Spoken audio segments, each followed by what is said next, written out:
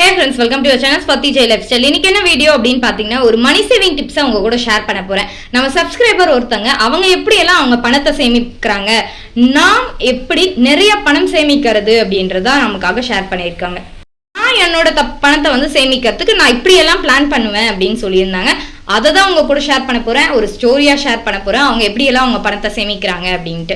First ஒரு வருஷம் 2 வருஷம் பாத்தீங்கன்னா பண சேமிப்பு எதையும் பண்ணவே கிடையாதான். அவங்க வந்து ஒரு பண சேமிப்பை பத்தி அவங்களுக்கு எதுவும் தெரியாது அந்த டைம்ல அப்படின்னு சொன்னாங்க. வரதாவே செலவு பண்ணிடுவேன். ஒரு வாட்டி நம்ம எல்லாருமே லைஃப்ல அடி வாங்கினதுக்கு அப்புறம் தானே எல்லாத்தையும் மாத்திப்போம், எல்லாத்தையும் அதை பத்தி தெரிஞ்சுப்போம். எனக்கும் அதே மாதிரிதான், நானும் லைஃப்ல அடி வாங்கினதுக்கு அப்புறம் தான் ஒரு விஷயத்தையும் கத்துக்கிட்டேன். நம்ம வீட்டு விசேஷங்களை பாத்தீங்கன்னா சொந்தக்காரங்க எப்படி பேச ஆரம்பிச்சாங்க அப்படின்னா, இவ வந்து ஒண்ணுமே இல்லாதவ. வீட்டுல இருக்கிறவங்க நம்மளை பத்தி பேசும்போது நமக்கு எவ்வளவு வருத்தமா இருக்கும். அதே ஒரு கஷ்டத்துலதான் நான் அந்த டைம்ல இருந்தேன். ஏதாச்சும் ஒரு ஃபங்க்ஷன்ஸ் போகும்போது 4 பேர் முன்னாடி வந்து அவமானப்படுத்துறது அப்படின்றது எனக்கு நார்மலாவே ஒரு விஷயமா நடந்துட்டு இருந்தது. அந்த சுச்சுவேஷன்ல தான் நான் வந்து நிறைய விஷயங்களை ஃபேஸ் பண்ண ஆரம்பிச்சேன். நம்ம இத்தனை நாள் பண்ணது வந்து ஒரு தப்பான ஒரு விஷயமோ, நம்ம வந்து ஒரு தப்பான காரியங்களை இத்தனை நாள் செஞ்சுட்டு இருந்தனா அப்படின்னு நானே என்னை பத்தி யோசிக்க ஆரம்பிச்சேன்.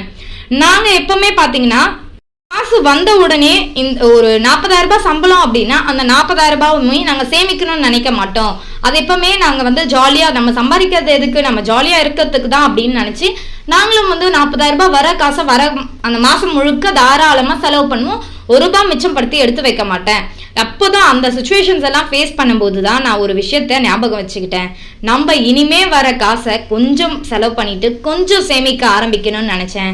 அப்பதான் பாத்தீங்கன்னா அவங்க என்ன பண்ணிருக்காங்க அப்படின்னா, ஷாப்பிங் பாத்தீங்கன்னா ஒரு 5 to 6 வருஷம், இப்போ அவங்களுக்கு மேரேஜ் ஆகி 7 years மேல ஆகுது. ஃபர்ஸ்ட் 2 years வந்து அவங்க எந்த ஒரு சேவிங்ஸும் பண்ணலையா. நெக்ஸ்ட் 5 to 6 years பாத்தீங்கன்னா அவங்க வந்து அப்பதான் அவங்க என்னென்ன தப்புகள் பண்ணாங்களோ அதெல்லாம் திருத்திக்க ஆரம்பிச்சேன் இந்த 5-6 வருஷத்துல அப்படின்னு சொன்னாங்க. ஃபர்ஸ்ட் எப்பவுமே வந்து அடிக்கடி மாசம் வந்து வெளியே போறேன்ற பேர்ல ஷாப்பிங் பண்றது எல்லாமே பண்ணிட்டு இருந்தேன். ஆனா எப்ப வந்து ஒரு 5-6 வருஷம் நான் எப்படி சேஞ்ச் பண்ணேன் அப்படின்னா, ஷாப்பிங்க்கு மாசத்துக்கு ஒரு வாட்டி போக கூடாது. தீபாவளி, அப்புறம் பொங்கல், அதுக்கப்புறம் வீட்டுல யாருக்காச்சும் பர்த்டே இல்ல வெட்டிங் ஆனிவர்சரி, இந்த 4 விசேஷங்கள் வந்தா மட்டுமே நம்ம வந்து ட்ரெஸ் எடுக்கணும் அப்படின்ற ஒரு மைண்ட் செட்டும் ஐடியாவும் அவங்களே கொண்டு வந்து அந்த 5-6 வருஷத்துக்கு அதுக்கு மட்டுமே ஃபங்க்ஷன்ஸுக்கு மட்டுமே ட்ரெஸ் எடுத்திருக்காங்க. அதுக்கப்புறம் பாத்தீங்கன்னா ரெஸ்டாரண்ட்டுக்கு வாரம் போயிட்டு இருந்தவங்க மாசத்துல ஒரு நாள் ரெஸ்டாரண்ட் அப்படின்ற மாதிரி மாத்திக்கிட்டாங்களா. அப்போ அவங்களுக்கு என்ன தோணுச்சா, இப்பயும் நம்ம ரொம்ப சந்தோஷமா தானே இருக்கோம், ஆடம்பரமா இருக்கிற மாதிரி தானே இருந்தது, ஆனா ஷாப்பிங்கும் பண்றோம், எக்ஸாம்பிளுக்கு ஒரு ரெஸ்டாரண்ட்டுக்கும் மாசம் போறோம், நிம்மதியா சாப்பிடுறோமே அப்படின்னு தோணுச்சா. அவங்க பட்ட அவமானங்கள் எல்லாமே இது வரைக்கும் நிறைய பேர் லைஃப்ல சேம் டு சேம் அப்படியே நடக்கும். ஏன்னா நம்ம இருக்கிற காலகட்டத்துக்கு நம்மள மதிக்கிறவங்க அப்படி இருக்காங்க நம்மளை சுத்தி அப்படின்னு சொன்னாங்க. நல்லா நினைப்பேன், நம்மளாம் எதுக்காக சம்பாதிக்கிறோம், நல்லா என்ஜாய் பண்ணி வாழ்றதுக்கு தானே சம்பாதிக்கிறோம், நம்ம ஏன் சேர்த்து வைக்கணும்னு நினைச்சேன். ஆனா நம்ம லைஃப்ல அடி வாங்கினா தானே அந்த வழிகள் எல்லாமே நமக்கு தெரிய வரும். அதனால சினிமாக்கும் ஷாப்பிங்க்கும் இப்பயும் போறேன், ஆனா முன்னாடி மாதிரி போறது கிடையாது. நிறைய சினிமாக்களுக்கு நிறைய ஷாப்பிங்க்கு போய் மணி வேஸ்ட் பண்ண டைம்லாம் எனக்கு நிறைய இருக்கு. ஆனா என்ன நானே மாத்திக்கிட்டு என்ன கொஞ்சம் க்ரூம் பண்ணி நான் எப்படியெல்லாம் சேவ் பண்ணேன் அப்படின்றத உங்களுக்கு சொல்றேன். நம்ம லைஃப்ல நம்ம மனசுக்குள்ள விழுற அடி தானே நமக்கு வந்து நம்மளோட இன்ஸ்பிரேஷனா இருக்கும். அதே மாதிரி தான் என்னோட இன்ஸ்பிரேஷனும். அந்த விழுந்த அடிதான் எனக்கு வந்து இன்னைக்கு வந்து இப்படி சேமிக்கணும் அப்படின்றது தோணுச்சு. பொங்கல் டு பொங்கல் பாத்தீங்கன்னா அவங்க வந்து பண சேமிப்பை பண்ணுவாங்களாம். பண சேமிப்பு எதுக்காக அப்படின்னு பாத்தீங்கன்னா, நிறைய பேருக்கு தேவையான செலவுகள் இருக்கும் இல்லையா, ஸ்கூல் ஃபீஸ் கட்டுறதோ மற்ற இதர செலவுகள்லாம் நிறைய இருக்கும். அதுக்கு எல்லாத்துக்குமே நமக்கு தேவையானது பணம் பாத்தீங்கன்னா நிறைய பேர் இன்ஃப்ளமேஷன் பத்தியே பேசுறீங்க. ஆனா அதை விட நமக்கு இந்த காலகட்டத்தில் பண தேவை நிறையவே இருக்கு. அப்போ அந்த பணம் இருந்தாதான் நம்ம தேவையான விஷயங்களை பூர்த்தி செய்ய முடியும். அதுக்காகவாச்சும் நமக்கு பண தேவை இருக்கணும் இல்லையா, நம்ம கிட்ட காசு இருக்கணும் இல்லையா, அதுக்காகவாச்சும் நம்ம கொஞ்சம் பணத்தை நமக்காக சேமிக்க ஆரம்பிங்க. ஒரு பணம் 20,000 ரூபாய் இருக்கு அப்படின்னா அந்த 20,000 ரூபாயும் எடுத்துட்டு போயிட்டு தங்கத்திலே இன்வெஸ்ட் பண்ண முடியாது. ஒரு சில பணமும் சேமிக்க ஆரம்பிச்சா மட்டுமே நம்மளால அந்த பணத்தை வச்சு நம்மளோட செலவுகளையும் பூர்த்தி செஞ்சுக்க முடியும். நம்மளாலையும் நிம்மதியா வாழ்றதுக்கு ஒரு தேவையான பணமா இருக்கும். துணிக்கு கொடுக்குற ட்ரெஸ்ஸோட அமௌண்ட்டையும் அந்த பணத்தையும் நான் வந்து சேமிக்க ஆரம்பிச்சேன் அப்படின்னு சொன்னாங்க. இந்த வருஷம் அவங்க என்னென்ன பர்ச்சேஸ் பண்ணாங்க அப்படின்றதையும் நான் சொல்றேன். இந்த 5 கிராம் தங்கத்தை பார்த்தீங்கன்னா தங்க கோல்டு காயின் வாங்கியிருக்காங்க, கோல்டு நாணயம், தங்க நாணயம் வாங்கியிருக்காங்க. இது எப்போ அப்படின்னு பார்த்தீங்கன்னா அக்ஷய திருதிக்கு முன்னாடி அப்படின்னு சொல்லியிருந்தாங்க. 1 கிராம் பார்த்தீங்கன்னா 6650 ரூபாய் அப்படின்னாங்க. 5 கிராமுக்கு 33,025 ரூபாய் ஆகியிருக்கு. ஜிஎஸ்டி ஒரு 300 ரூபாய் போட்டு ஒரு 5 கிராம் கோல்டு காயின் வந்து அவங்க பர்ச்சேஸ் பண்ணியிருக்காங்க. அதுக்கப்புறம் அவங்க பர்ச்சேஸ் பண்ணது பார்த்தீங்கன்னா கோல்டு ஸ்கீம் போடாமல் சிட்டு போட்டிருந்தாங்க. சிட்டு பார்த்தீங்கன்னா அக்ஷய திருதி டைமில் முடிக்கிற மாதிரி போட்டிருந்தாங்களாம். 50,000 ரூபாய். நான் சொன்னாலே எப்பவுமே ஒரு 2 சேவிங்ஸ் பண்ணுறோம் அப்படின்னா ஒரே வாட்டி முடிகிற மாதிரி பார்த்துக்கோங்க அப்படின்ற மாதிரி அவங்களும் 10 மந்த்ஸுக்கு 50,000 சிட்டு தான் போட்டிருக்காங்க. கோல்டு பேங்கிள்ஸ் வாங்குறதுக்காக போட்டிருக்காங்க. இன்னொரு விஷயம் அவங்க சொன்னது பார்த்தீங்கன்னா நான் ஏதாச்சும் தங்கமாக வாங்குறேன் அப்படின்னா எனக்கு அது தங்கம் மாதிரியே தெரியாது ஒரு சில டைமில். அதனால் நான் மோஸ்ட்டாக வந்து ஹால்மார்க் இருக்கான்னு செக் பண்ணிப்பேன், இது தங்கம் தானா அப்படின்ற மாதிரி அப்படின்னு சொல்லியிருந்தாங்க. ஹால்மார்க் இருக்கா அப்படின்னு செக் பண்ணி அது தங்கம் தான் அப்படின்னு எப்பவுமே அவங்க கன்ஃபார்ம் பண்ணிப்பேன் அப்படின்னு சொன்னாங்க. கோல்டு பேங்கிள்ஸை பொறுத்தவரையும் 16 கிராம் வாங்கியிருக்காங்க, 2 சவரன் வாங்கியிருக்காங்க. 64,000 ரூபாய் ஆயிருக்கு.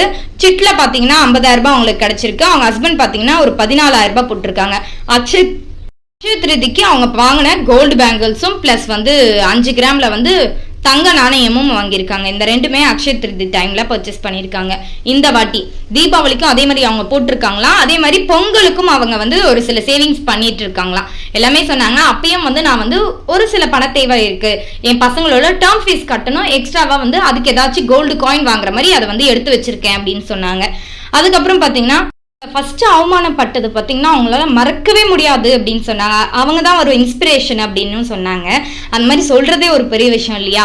அவங்க சித்தி பார்த்தீங்கன்னா ரிலேட்டிவ் சைட்லையா அவங்க பார்த்தீங்கன்னா என்னடி நீ இன்னமும் இப்படியே இருக்க, உங்க அம்மா வந்து உன் கல்யாணத்துக்கு போட்ட தாலி செயின் மட்டும்தான் போட்டிருக்க, வேற எதுவும் வாங்குறது இல்லையா நீ எல்லாம், உன் புருஷன் என்னதான் பண்றாரு, நீ என்னதான் பண்ற, சேமிக்கிறதெல்லாம் இல்லையா நீங்க 2 பேரும், ஒரு நகை கூட இல்லாம ஃபங்க்ஷனுக்கு இப்படியே வரீங்க, 4 பேர் பார்த்தா என்ன நினைப்பாங்க அப்படின்னு சொல்லியிருக்காங்க.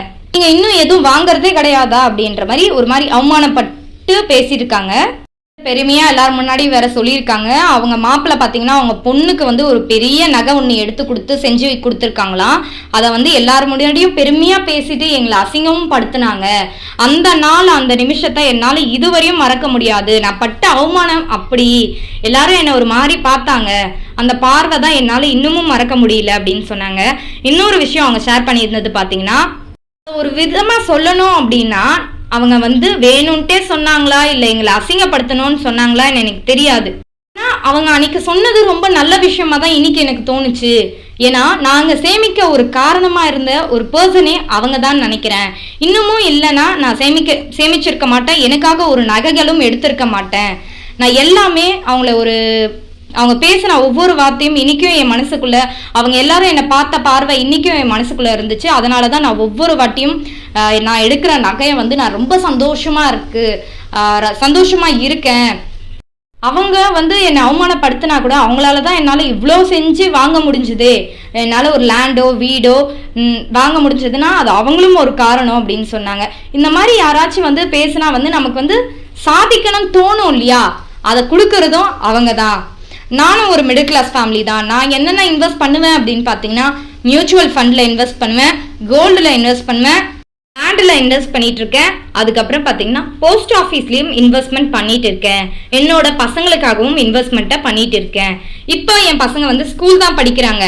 ஆனால் அவங்க ஒரு ஸ்டேஜுக்கு வரத்துக்குள்ள நாங்கள் ஒரு ஸ்டேஜுக்கு வருவோன்னு எங்களுக்கு நம்பிக்கை ரொம்பவே வந்துடுச்சு அப்படின்னு சொன்னாங்க. அன்னைக்கு அந்த மாதிரி ஒரு ஆளுங்க வந்து நம்மள சொல்றாங்க அப்படின்னா இன்னைக்கு நினைச்சு பார்க்கும்போது அவங்களுக்கு நன்றி தான் சொல்லணும்னு தோணுது. வேணும்னு சொன்னாங்களான்னு தெரியல, ஆனா அவங்க சொன்னது எல்லாமே நமக்கு சக்சஸா எடுத்து கொடுக்குது அப்படின்னும் போது நம்ம அதுல சந்தோஷப்படணும். இன்னும் ஆனந்தமா நம்ம எல்லா விஷயங்களும் செய்யணும். அவன் சொன்னது எனக்கு கொஞ்சம் புத்தி வந்தது. அப்போ சேமிக்கவும் நான் தொடங்கினேன். அப்போ அவங்கள வந்து நம்ம திட்டக்கூடாது இல்லையா, அவங்கள ஒரு இன்ஸ்பிரேஷனாக எடுத்துக்கிட்டு நான் இவ்வளவும் செஞ்சுருக்கேன். அவங்க சொன்ன ஒவ்வொரு விஷயமும் அவங்க எல்லாருமே என்னை பார்த்த பார்வையும் தான் இதுக்கு எல்லாமே காரணம். கண்டிப்பாக எல்லார் லைஃப்லையும் நடந்த மாதிரி என் லைஃப்லையும் இருக்குது. அதனால தான் இப்பயும் சினிமாவுக்கு போவேன், இப்பயும் ஷாப்பிங் போவேன். அதே மாதிரி தான் நான் வந்து ரொம்ப ஆடம்பரமாக இருக்கிற மாதிரி தான் தோணுச்சு. இப்பயும் நான் ரொம்ப ரொம்ப சந்தோஷமாக இருக்கேன். என் பசங்களுக்காக ஒரு லைஃப்பில் பெட்டரான எல்லாமே கொடுத்துட்ருக்கோம், நாங்களும் எல்லாமே செஞ்சுட்டு இருக்கோம் அப்படின்னு சொன்னாங்க. அவங்க இந்த 4 விஷயங்களும் mutual fund, gold, land, post ஆஃபீஸில் எல்லாத்துலேயும் இன்வெஸ்ட் பண்ணுறாங்கன்னு சொன்னாங்க. எக்ஸ்ட்ராவாக பசங்களுக்கு பார்த்தீங்கன்னா ஸ்கூல் ஃபீஸுக்காக ஆர்டியும் போட்டுட்டு இருக்கோம் அப்படின்னு சொன்னாங்க. அதுக்கப்புறம் இந்த மாதிரியும் அவங்க சேவிங்ஸ் பண்ணுவாங்க. பொங்கல் டு பொங்கல், தீபாவளி டு தீபாவளி, அக்ஷய திருதியிலேருந்து அடுத்த அக்ஷய திருதி அப்படின்னு பிளான் வச்சிருக்கேன் அப்படின்னு சொன்னாங்க. எல்லாமே நான் இது தீபாவளிக்கு வாங்கணும், இது பொங்கலுக்கு வாங்கணும்னு எதுக்காக நான் யோசிக்கிறேன் அப்படின்னு பார்த்தீங்கன்னா, நான் ஒவ்வொரு வாட்டியும் அந்த மாதிரி விசேஷ நாட்களில் எடுத்தேன் அப்படின்னா எனக்கு தங்கம் நிறைய சேர்ற மாதிரி என்னோட ஃபீலிங்கு. மற்ற நாட்களில் நான் தங்கம் வாங்கினா கூட அவ்வளோ சந்தோஷமா தெரியாது. ஆனால் எங்களோட பர்த்டேக்கோ, ஒரு வெட்டிங் ஆனிவர்சரிக்கோ, பொங்கலுக்கோ, தீபாவளிக்கோ, அக்ஷய திருதிக்கு எடுத்தால் நான் ரொம்ப நிறைய சேமிக்கிற மாதிரி எனக்கு ஃபீல் ஆகுது. அதனால ஒரு வருஷத்தில் நிறைய தங்கம் வாங்கணும் அப்படின்றதுக்காகவே நான் இந்த மாதிரியெல்லாம் பணமாகவும் தங்கமாகவும் வீடாகவும் நிலமாகவும் சேமிச்சிட்டு இருக்கோம் அப்படின்னாங்க. எனக்கு இந்த ஸ்டோரி கேட்கும்போது ஒரு விஷயம் தோணுச்சு. நான் இந்த 3 சவரன் தாலி செயின் போடும்போது எல்லாருமே ஒரு சில பேர் இந்த ஸ்கீம் பெஸ்ட்டுன்னு நினைக்கிறீங்களா, அப்போவே அவங்க நகை எடுத்திருந்தா 15-16 சவரன் எடுத்திருக்கலாமே, இது வேஸ்ட்டு தானே அப்படின்னு நினைக்கிறாங்க. ஆனால் அவங்க பொண்ணுக்கு அவங்க பிறந்தப்போ 1 வயசு, அவங்க இந்த தாலி செயினை அப்போ வாங்கி வச்சிருக்க முடியும்னு நினைக்கிறீங்களா? இன்னொன்று, அவங்க தங்கம் சேமிக்காமல் இருந்திருப்பாங்க அப்படின்னு நினைக்கிறீங்களா? அவங்க நிறைய சேமிச்சிருக்காங்க. அதில் இதுவும் ஒரு இன்வெஸ்ட்மெண்ட்டாக இருக்கட்டும் அப்படின்றது இதுலயும் இன்வெஸ்ட் பண்ணியிருக்காங்க. யாருமே அவங்களோட சேமிப்பை குறை சொல்ல முடியாது. அவங்க சுச்சுவேஷனுக்கு ஏற்ற மாதிரியும் அவங்க எப்படி சேமிக்கணும்னு நினைக்கிறாங்களோ அப்படி சேமிச்சிருப்பாங்க. அவங்க அம்மா அப்பா வேற ஒரு காரணத்துக்காக இந்த சேமிப்பை பண்ணியிருக்கலாம் 75,000 ரூபாய். ஆனால் அவங்களுக்கு அந்த 2.5 சவரன் நகை வந்திருக்கு அவங்களுக்கு. அதனால ப்ளஸ் அவங்க அம்மா அப்பாவும் கூட இல்லை. ஒரு சில பேர் இதே மாதிரி நிறைய விசேஷங்கள்லையும் சரி, ஒவ்வொரு சில ஃபங்க்ஷன்ஸ்லையும் சரி, ஏதோ ஒரு இக்கட்டான சுச்சுவேஷன்ஸில் உங்கள் வீட்டில் இருக்கிறவங்களே உங்களை அசிங்கப்படுத்தினாலும் சரி, நீங்கள் பின்னாடி அதை நினச்சி சந்தோஷம்தான் படுவீங்க. ஏன்னா அவங்க நம்மளுக்கு ஒரு வழிகாட்டியாக இருந்திருக்காங்க அப்படின்னு எடுத்துக்கிட்டு நம்மளையே பூஸ்ட் பண்ணிக்கிட்டு நெக்ஸ்ட் முன்னேறி தான் போகணும். நிறைய பேர் நம்ம சப்ஸ்கிரைபர்ஸும் இருக்காங்க, லவ் மேரேஜ் பண்ணிக்கிட்டோம், ஆனால் அந்த டைமில் யோசிக்கல அப்படின்ற மாதிரி. நான் என் கூட இப்போ அம்மா அப்பா யாரும் இல்லை அப்படின்னு நினைக்கிறீங்க. கண்டிப்பாக அவங்களுக்கும் ஒரு சில வருத்தங்கள் இருக்கும். நம்ம செஞ்சது அப்போ தப்பாக கரெக்டாக யோசிச்சிருக்க மாட்டோம். இப்பயும் ஒரு சில டைமில் உங்களுக்கு தோணலாம் தப்பாக இருந்திருக்கலாமோ. அப்படியெல்லாம் நீங்கள் நினைக்கவே வேணாம். உங்கள் லைஃப்பில் நீங்கள் 2 பேரும் முன்னேறி வந்தீங்க அப்படின்னா எல்லாமே உங்கள் லைஃப்பில் கரெக்டாக நடக்கும். நம்மளோட வாழ்க்கைக்கு முக்கிய காரணமே நம்ம மட்டும்தான். நம்ம லைஃப்பை எப்படியெல்லாம் சேஞ்ச் பண்ணிக்கிட்டு நம்ம எப்படியெல்லாம் நம்மளோட லைஃப்பை பெட்டர் ஆக்கிக்கணும் அப்படின்னா அது நம்ம கையில தான் இருக்கு. இன்னமும் நம்ம அப்பா அம்மா நமக்காக தருவாங்க, இல்லை நம்ம சொந்தக்காரங்க நமக்காக தருவாங்க அப்படின்னு நினைக்கிறது தப்பு. பணமாவோ நகையாவோ நம்ம காசுல சேமிச்சு வாங்கணும் அப்படின்னா அதை சந்தோஷமும் வேற. ஏதாச்சும் இந்த மாதிரி கஷ்டம் இருந்திருந்தா நீங்க இது வரைக்கும் சேமிக்கல அப்படின்னு நினைக்கிறீங்க இல்லையா, இது எல்லாமே நம்மளோட ஒரு இன்ஸ்பிரேஷனா மோட்டிவேஷனா எடுத்துக்கிட்டு இன்னைக்கு இந்த நிமிஷத்துல இருந்து நம்மளோட சேவிங்ஸை ஸ்டார்ட் பண்ணணும். இவ்வளோ பணம் இருந்தா நம்ம சேமிக்கலாம், அவ்வளோ பணம் அப்படியே கிடையாது. நமக்கு வர வருமானத்துல நம்மளால எவ்வளவு சேமிக்க முடியுமோ அவ்வளோ சேமிச்சிங்க அப்படின்னா கண்டிப்பா நம்மளாலையும் நிறைய பணம் சேமிக்க முடியும். நேற்று ஒரு சிஸ்டர் எனக்கு இமெயில் பண்ணியிருந்தாங்க. அவங்க என்ன சொல்லியிருந்தாங்க அப்படின்னு பார்த்தீங்கன்னா, நான் உங்களோட வீடியோஸ் எல்லாம் பார்த்து என்னோட நகையை 2 லட்ச ரூபாய் கடனை ஈஸியாக அடைச்சிட்டேன் சிஸ்டர், தேங்க்ஸ் அப்படின்னு சொல்லியிருந்தாங்க. என்னோட வீடியோவில் ஒரு போட்டேன் அப்படின்னா ஒருத்தருக்கு அது இன்ஸ்பிரேஷனாகவும் மோட்டிவேஷனாக இருந்து அவங்களும் சேமிக்க ஆரம்பிச்சாங்க அப்படின்னா எனக்கு ரொம்ப ஹாப்பினஸ் தான். யாராச்சும் ஒருத்தர் ஃபாலோ பண்ணால் கூட நான் ரொம்ப சந்தோஷப்படுவேன். இந்த வீடியோ உங்களுக்கு ஓரளவுக்கு மோட்டிவேஷனாகவும் ஹெல்ப்ஃபுல்லாக இருக்கும்னு நினைக்கிறேன். அவங்களோட ஸ்டோரியும் அவங்க எப்படியெல்லாம் பணத்தை சேமிப்பாங்க அப்படின்னு நமக்கு ஷேர் பண்ணியிருக்காங்க. இந்த வீடியோ உங்களுக்கு பிடிச்சிருக்கும்னு நினைக்கிறேன். பிடிச்சிருந்தா ஒரு லைக் பண்ணிக்கோங்க. தேங்க்ஸ் ஃபார் வாட்சிங்.